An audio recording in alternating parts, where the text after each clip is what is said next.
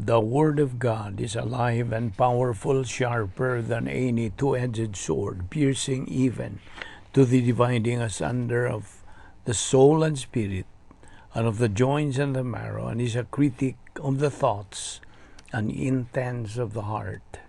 All Scripture is God-breathed and is profitable for doctrine, for reproof, for correction, for instruction in righteousness, that the man of God might be mature, thoroughly furnished unto all good works.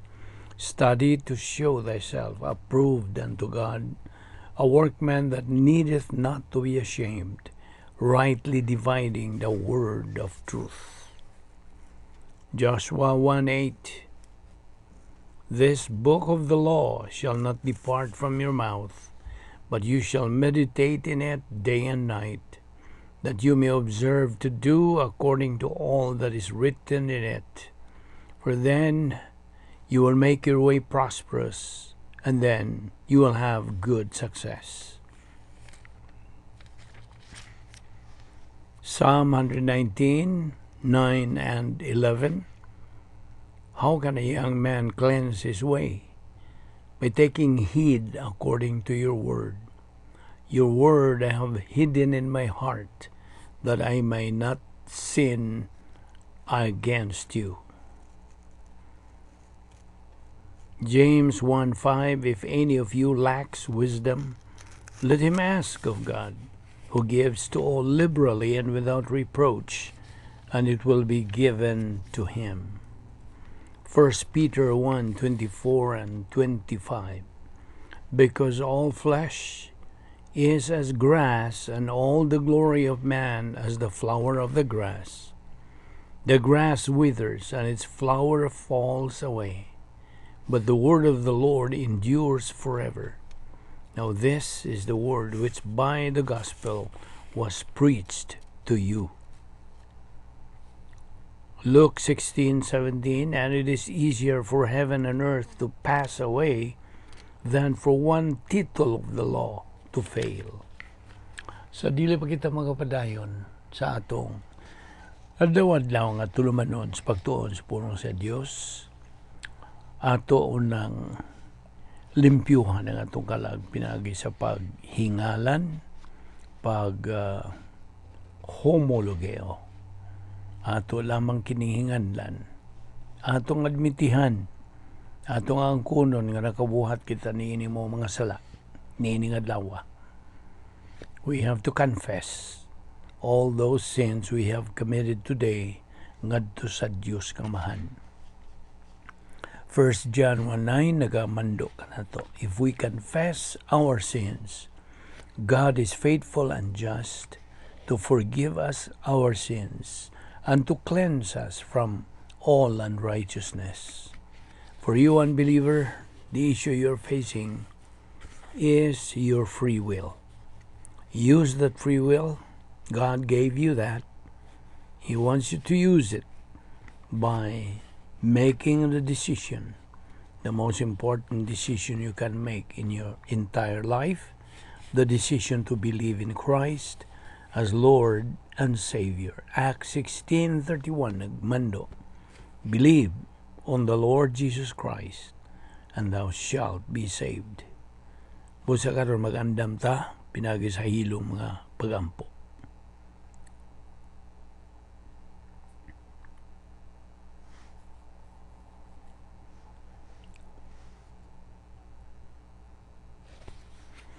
Amahan na mo ang langit nun. Nagpasalamat kami kanimo unastanan sa imong pagdala ka namo nining dapitas makausap pa nining adlaw aron kami makapadayon sa among pagtuon sa imong pulong. Salamat o Dios nining among Bible study pinagi sa YouTube. Adlaw-adlaw namo kining ginabuhat agig tuman sa imong mando nga among patubuon kini among kalag ngadtos grasya o kay balaw kang Ginoong Jesucristo.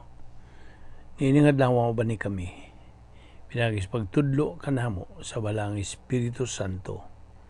Kining tanan among ipasalamatan sa ngalan ni Ginoong Jesucristo. Amen. Maayong adlaw sa tanan natong mga subscribers, mga higala, mga igsoon diha ni Kristo. Welcome sa sa makausap pa.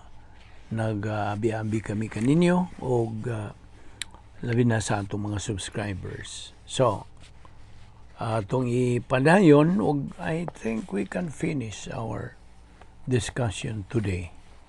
Ato nang mahuman kining atong giduputan nga pagtulunan, the protocol plan of God. Taod-taod naman kitang nagapunting sa atong pagtagadog pag tuon. Okay, karon padayon ta ug ato kinitapuson karon. What is the difference between the infilling and indwelling of the Holy Spirit? Unsa man ni kalahi? Well, ang infilling, paminaw. Ang infilling, mao kini ang status quo sa usa ka magtutuo nga nagapuyo diha sa sulod sa operational divine sphere. Apan kini temporaryo. Okay? Temporaryo kay ano man. Sa panahon nga kita makabuhat og sala, then kini matangtang. Okay? Mawagtang na pod ang infilling. Pan ang indwelling is different. Indwelling is what's going to happen once kita mutuo kang Ginoo Kristo nga atong manluluwas. Permanente ka na. Okay? Samtag na. So, ang indwelling is permanent. Ang infilling is temporary.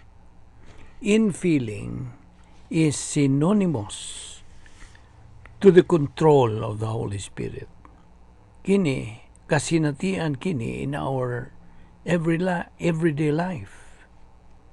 Indwelling is not an experience, not progressive, and it cannot be improved. Kaya kini mahitabo man once and for all. Okay? So nasabtan na nimo. Ani ay pangutana? Why is the infilling happens in every believer's soul? Ngano man? Well, the issue of the old sin nature is in your soul, just as the Holy Spirit's issue is in your soul. Now, it all depends on the real issue, which is in our volition. Kabuton gyapon, kita nimo? So that if there are problems sa atong kinabuhi, atong himuag pagtasal evaluate sa atong kalag. Pangutanon na ito itong kaugalingon, what part of my volition did I use? Positibo ba o negatibo? Kay kung negatibo ka ngadto sa pagdumala sa Espiritu Santo kanimo, then you are quenching.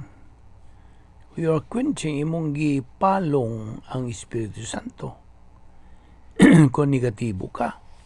But if you are positive, you're inside the operational divine dynasphere,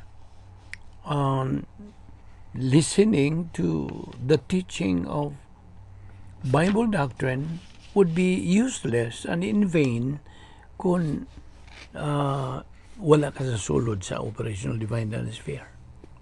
Busa, there is a need to follow the proper procedure, protocol, by first of all, rebounding. 1 John 1:9. Mao man una sa mga paagis pagsulbad ng mga suluran. The first problem-solving device is rebound. Inumdumi nga ang balaang Espiritu Santo dili na mo gawas gikan sa imong lawas. He will never get out of your body anymore after you have believed in Jesus Christ as Savior. Human gyud mo tuohi sa Ginoong Kristo, di na siya mo gawas ang Espiritu Santo. Ana permanente nga mupuyo sa imong lawas. And no sin can drive away the Holy Spirit from your body. Wala. Wala gyoy sala. Thus, try to ponder on what God has done to your life. Human ka nahimong magtotoo. Ang indwelling, ang pagpuyo ni Ginoong Kristo diya sa atong lawas is perpetual status. not related to our experience. Now, the glorification of our Lord Jesus Christ in our bodies is the ultimate experience sa protocol nga plano sa Dios. Kaya mo man ka na maximum glorification of God. Si Ginoong Jesucristo mupuyo din sa atong lawas, no question about it. But the question is He at home in our bodies? Philippians 1:20, Christ being glorified in our body. Ang usa ka magtotoo, gikinahanglan niya ang pagkabot ining area of spiritual adulthood aron sa ingon niya na iyang himong tinuod gyud si Ginoong Jesucristo sa iyang kinabuhi. And si Ginoong Jesucristo will be at home in our bodies because we are spiritual. So, samtag na. There are two general objectives of every believer. Ang maximum glorification is to glorify God, of course, using His power. And then, ikaduha, to become an invisible hero by growing in grace and knowledge of our Lord and Savior Jesus Christ, 2 Peter 3:18, and pagsunod sa protocol nga plano sa Dios. Now, kinsa man ni mga invisible heroes? Invisible heroes are winner believers. Thus, kini sila nagahimaya na sa Dios to the maximum. Ang mga suliran sa kinabuhi, normal. Gusto? Normal. Ang tanan mo, tagamtam og mga suliran. Magtotoo ba siya o dili magtotoo?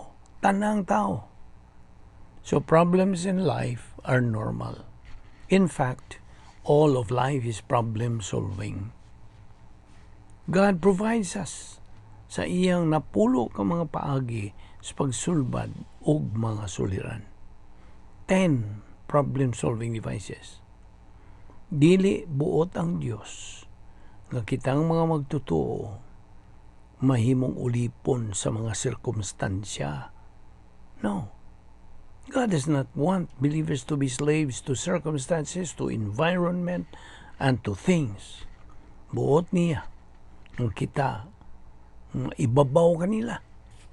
We should be above them. O unsa, ilabay sa libay nato ang mga inuta crises in life and be a winner.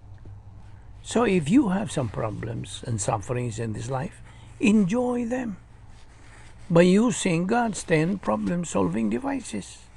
You see? Kadili mamaka ang Diyos.